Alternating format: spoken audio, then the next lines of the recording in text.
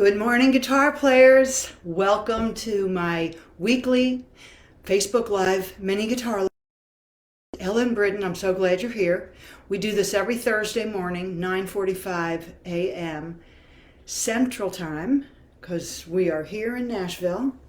And I'm just so glad you joined me. We do all sorts of things on Thursday mornings. We do a short little, whatever it is, it's just a couple minutes, a little fun thing that you can use in your songwriting and your guitar playing, even just in your listening. So just making your musician brain a tiny bit smarter, one little trick at a time.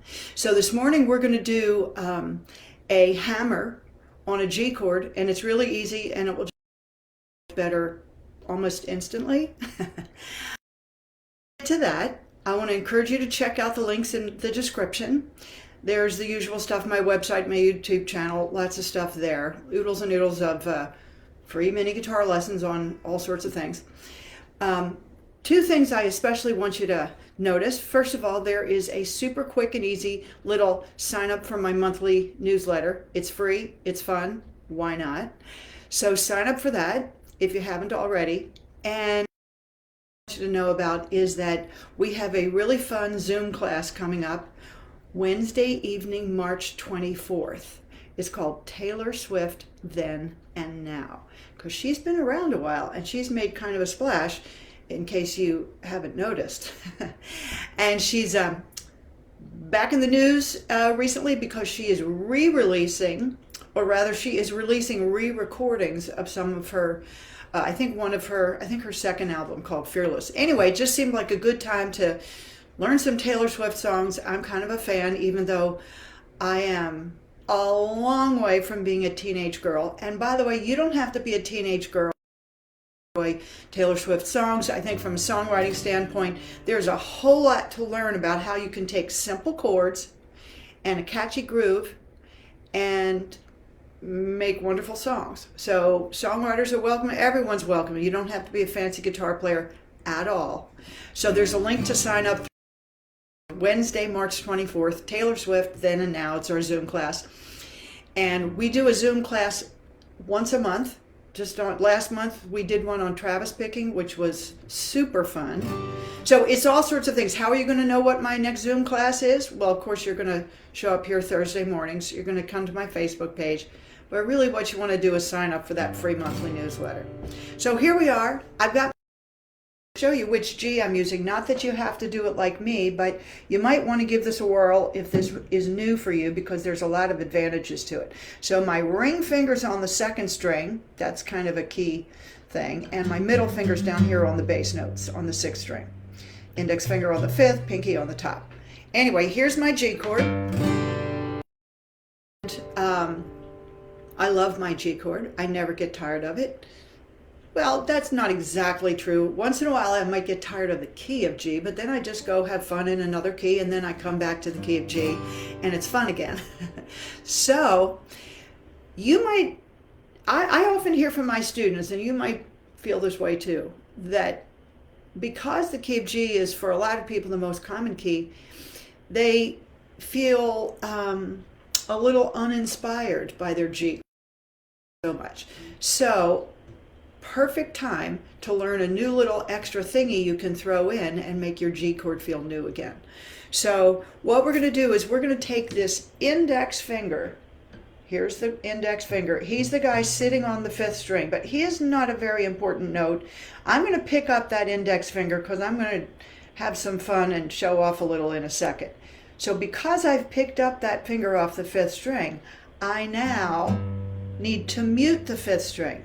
Well, how am I going to do that? Well, see, my middle finger on the sixth string, he is more than happy to kind of relax down and just ever so lightly touch the fifth string so I don't have to hear it, because I've stolen the finger off of it, so it's no longer a good note. So I'm going to mute that fifth string with my middle finger. He was holding down the bass note, and now he's also muting the fifth string. So now I get to have some fun with my index finger. So what we're going to do is we're going to use the index finger to add a note to the G chord on the third string.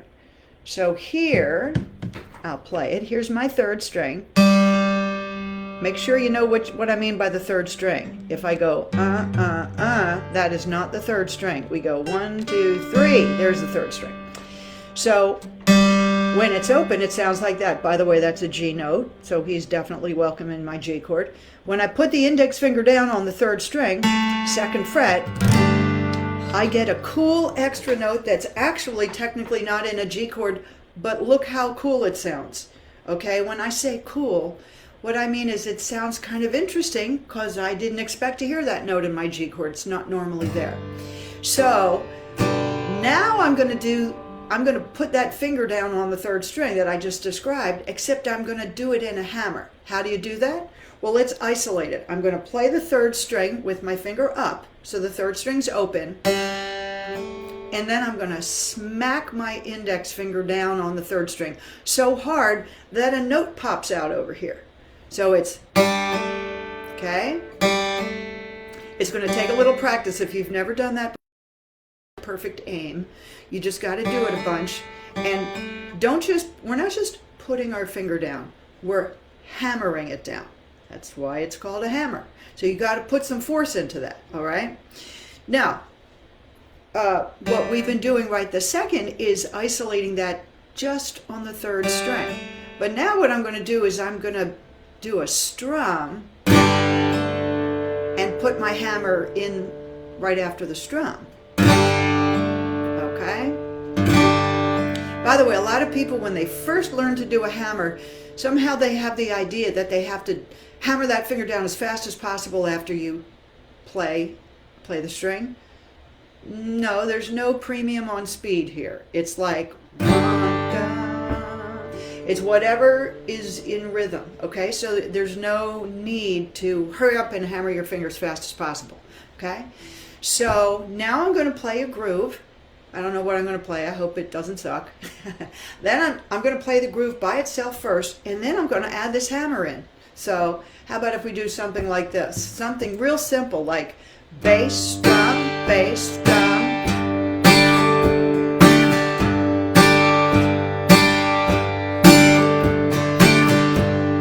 Man, I love that.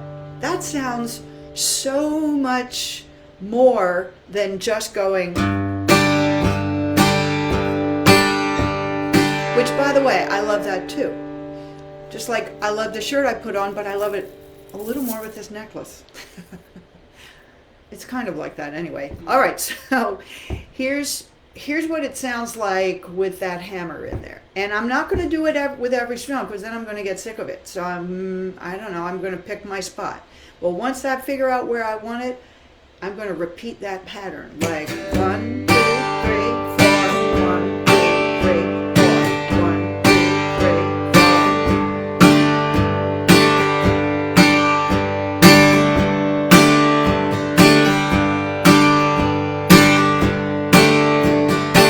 Now, don't get stuck in that groove, even though that might be the most fun I'm going to have all day, that groove. I really, really love that. Is that the only groove where it'll work? Hell no, don't get stuck in a rut, okay? Change up the groove and see if you can figure out a place where that hammer's going to sound good. If it doesn't sound good, try another groove. Don't get hung up and don't get discouraged. What if you were going...